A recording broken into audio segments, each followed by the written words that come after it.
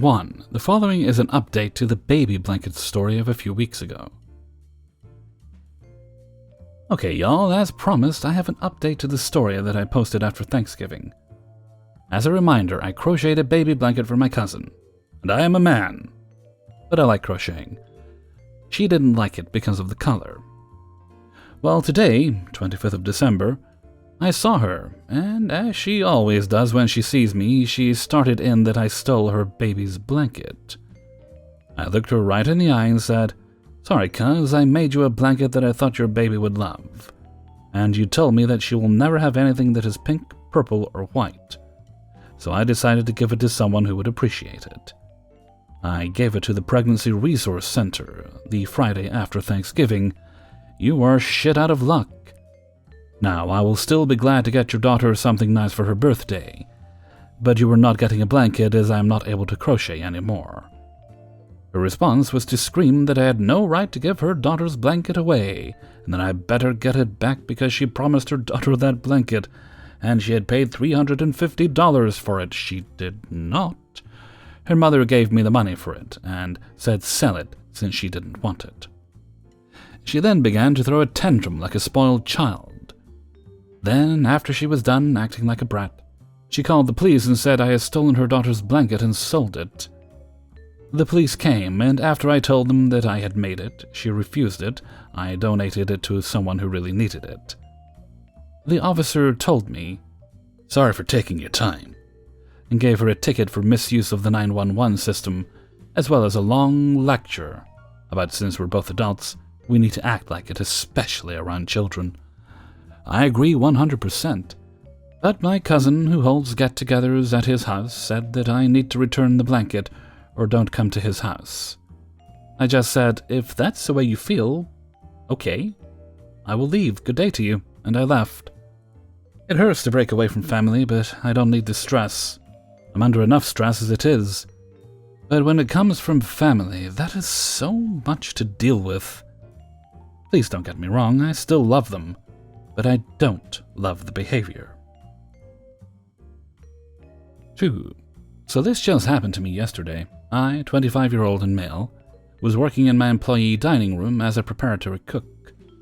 Normally I would work with another coworker during my shift, but the coworker in question was sick, so I had to work Christmas by myself. I just settled down with a plate of ham and mashed potatoes when, during my first few bites of ham, 2 young men walked into the dining room. The thing with our dining room is that usually it is just one giant empty buffet that's long since it's supposed to be as a buffet. Since the pandemic, any and all buffets have stopped being used, as they have to either be repurposed or not used. Our buffet, which only rarely got used for holiday events, was essentially left to not be used at all. So for the entire year and a half since we reopened the casino and restaurant where this event took place, we have not used our buffet once for any events, no matter how tempting it may have been. We're understaffed and can't afford it, it's just how it is. An even bigger hint that this place has long stopped being used for events are the black drapes we have that were set up to block customers from seeing inside, although they probably would have gotten the hint even better if they just left a closed sign, and some belts for security since there's never any staff at the desks to let people in anymore. But that's it, an empty buffet room that is only ever used as an employee eating space, and the entire front half of this area is left untouched, while the back of the room is occupied by the occasional visitor. So this should have been a dead giveaway for the 2 young men who walked in the buffet like they owned the place, right? Wrong. Between the 2, the leader of them both was a rather overly confident, talkative, cocky young man who wore a black pair of pants, had curly brown long hair, glasses, and a fanciful white shirt with an open V-neck that went so far down his shirt you could see his chest. It resembled the type of shirts you would see the cast of Pirates of the Caribbean wear when they had to dress like they were relaxing or something. Mr. Fancy and his companion walked toward the center of the room, and here is when I finally decided he'd walked in and didn't realize he wasn't allowed to be in here. I speak up. "Sir, are you not an employee? You do realize this area is closed off to customers." Mr. Fancy, not seeming to realize my first sentence alone should have been more than enough of a sign he goofed up, responded as he came over and I put my mask up, as he and his buddy didn't have one. Hey, we're just lost and trying to find us some witches, he declared, trying to be exciting and just sounding more out of place than ever. I wish I could remember word for word what he said after this part, but I blanked when I heard him say why he was there. When I paid attention again, he finished, "Do you know where we can find some ladies?" At this point, I was trying not to get into any trouble for wanting to laugh at him. I began explaining that no, this wasn't the place he was looking for, that I most certainly did not work for a strip club, and he wouldn't find any women here. My chef, in the meantime, he works next door in the restaurant, which I was thinking, maybe I can just tell these two idiots where to go get some food instead, came by and saw what these two were doing. He backed me up, establishing that Mr. Fancy and his pal did not belong in here, and that they should turn around and head out. It was almost an easy end to a misunderstanding, right? Mr. Fancy had to make it an awkward, "Dang, though. This is a very weird strip club, unless it's one of those ones for the gays." Everyone stopped. We were a few feet from the front desk of the buffet, and he said that. I shut my mouth and just stared at him, my eyes dead serious. I knew way too many people who would have had some choice words to say, but I just ended with staring him down. This was finally when Mr. Fancy realized he probably spoke too much. I'm sorry if I offended you." But I was done. "Sir, I'm not entertaining this anymore. Get out of here." Then we scooted them out of the buffet past the curtains. I checked around to see if they would try anything, but they left. Unfortunately, I later found out that Mr. Fancy & Co. had went to the restaurant next door and began trying the same thing with the hostess, but he was shooed off. 3. The only reason I decided to share this here is because I realized how entitled these people in my family are, after hearing just how they've constantly been disrespecting my great-uncle. My great-uncle isn't shunned because of him being the entitled one, far from it. It's one's shunning him in the first place. However, here's the thing that absolutely disgusts me more than the shunning. My great-uncle owns a cottage that holds value to the family. He stated that it would be split evenly amongst the children when he's gone, which is my dad, his brother, and their cousins. Thing is, the sides shunning him have pretty much taken that they already own it and only them. Even one of my cousins, who he's banned from the cottage for being problematic and disrespectful, has been going there without respecting his demands. The last visit I had over there, she pulled up suddenly and told my dad that she wanted to look around. When my dad called her out and said that she wasn't supposed to be there, she just said that she just wanted to see the lake, and that she'll only be a minute. She was there for 45 minutes and even let herself inside the cottage, I think. The last visit I had over there was years ago, and from what I've been told, it's been completely taken over. Gone is all the vintage furniture owned by my great-uncle, which held sentimental value, and in their place was the furniture my dad's cousins wanted, without approval. They're treating my great-uncle like he's already dead. Nobody in his family except for my dad and I actually talk to him. They don't even send letters or emails.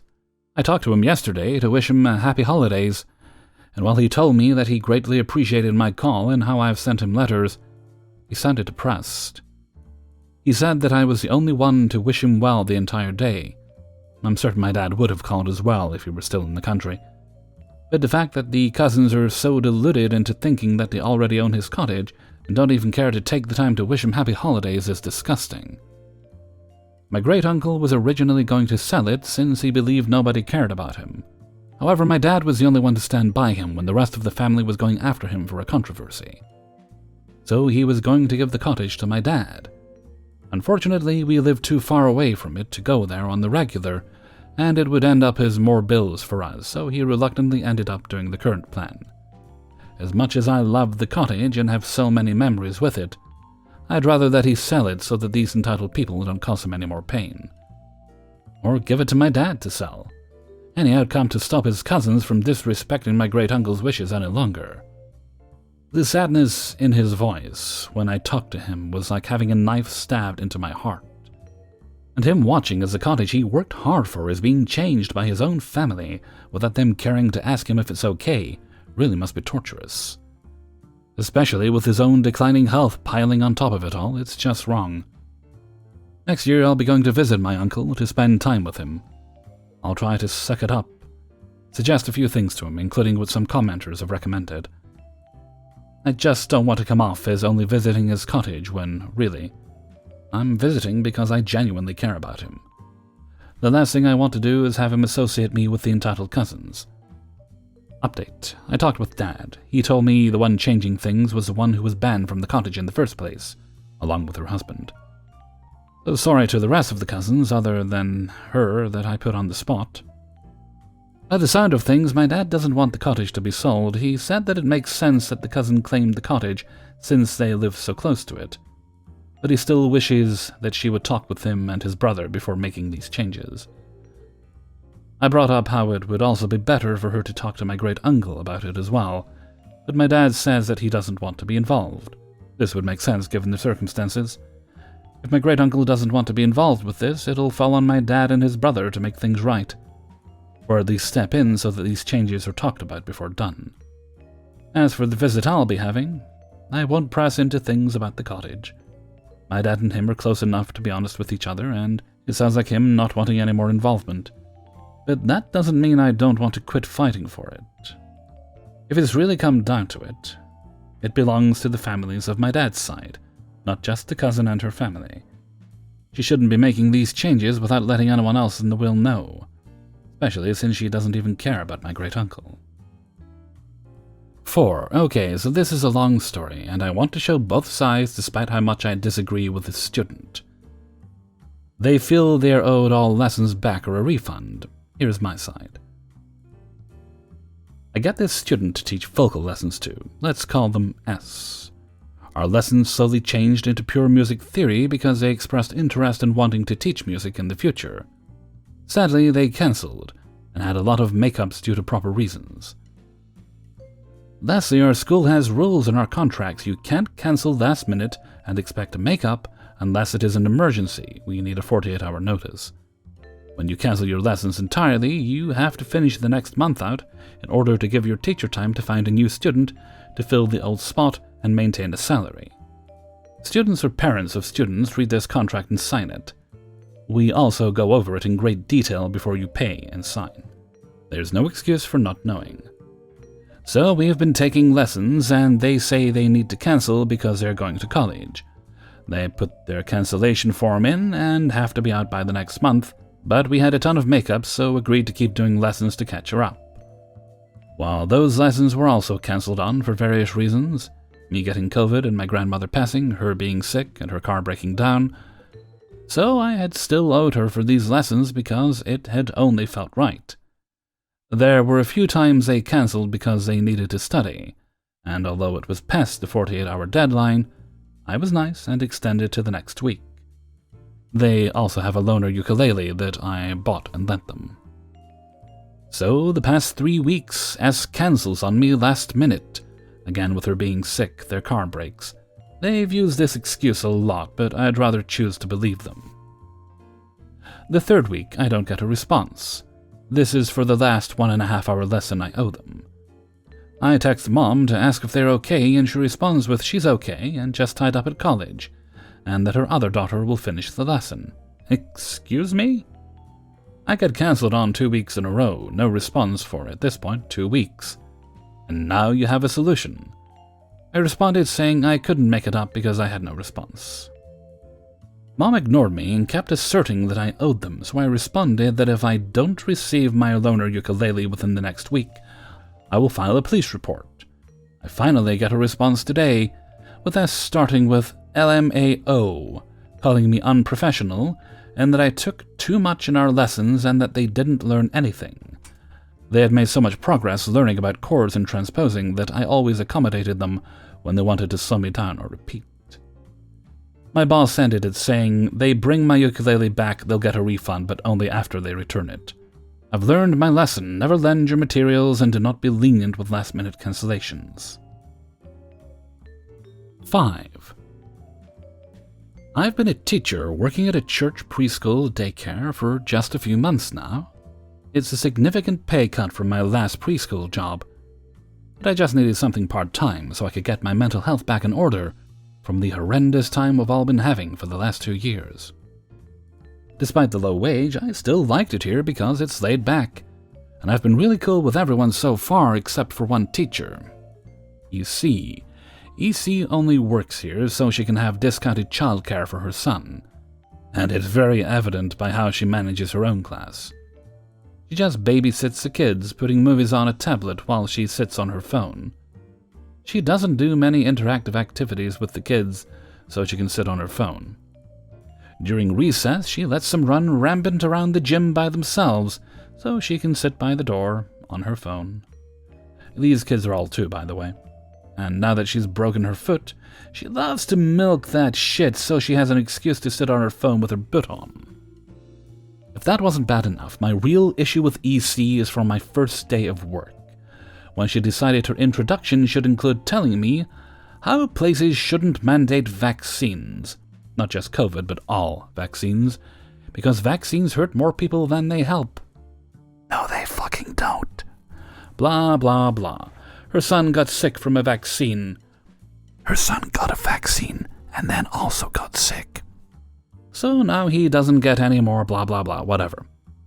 I was very uncomfortable because I had just started, and to be honest, I just wanted to get my own class to sleep for nap time.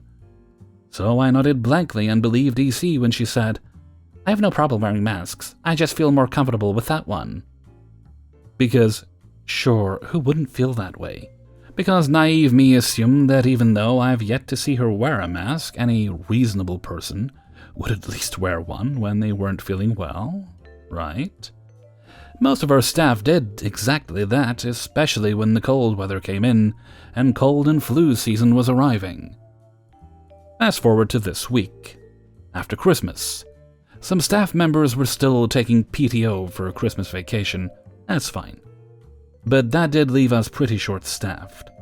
So to work around this, some classes were split up to other rooms so that the few teachers we did have, including EC, would be at maximum capacity.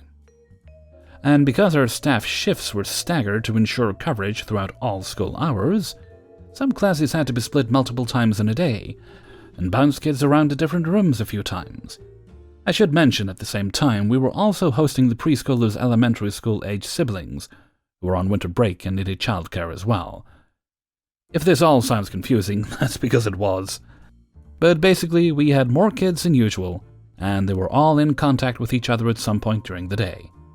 It was a hectic system, but it was still manageable as long as everyone did their part. The hectic and confusing system is relevant because, on the 4th day of us doing this schedule, EC calls off work, claiming she's having trouble breathing and she's going to urgent care. I don't even have to tell you why. So, after the day is over and her test results are in, we all receive a group text from our boss, the school director, informing us of the situation. As a result, because of already low staff numbers, not because of a positive COVID test, we will be closed the rest of the week. I am livid. The 1 week we had kids moving around to pretty much every class, EC has now exposed the entire student body to COVID. And now we're all staying home without the little pay we make as it is. All because she feels more comfortable without a mask. There's more reasons why I'm mad, but this story is already getting too long as it is. We'll send bare minimum thumbs up emojis and OKs to the group chat so our boss knows we received the update. Except EC, who just says, "Sorry guys," or nothing else. As if that dumbass reply wasn't irritating enough, our boss texts back to comfort her and reassure her that this isn't her fault. It's just the world we're in right now, and it's happening all over. Excuse me! I wish this had a happy resolution, like the other stories when the OP shares how the entitled person got shut down in some epic way. But from what it looks like, based on the new work schedule, we're back open on Monday and EC is at home the whole week. while her class is still up and running, with us covering for her absence. I'm about to text that group chat and ask exactly how her class is being allowed back after just being exposed to COVID. But for now, the only happy resolution I can give you is that I've just finished updating my resume, and I've already sent it out to other schools, so I can get the heck out of this place ASAP. Hey everybody, Hellfreezer here, and thank you very much for listening to Idiots in the Wild, episode 43. And thank you very much to everybody who allowed me to use their stories in this video. If you enjoyed the video, then I would appreciate it if you share it about with all your friends, family, various social medias. Just spread the word and let people know that you enjoyed it.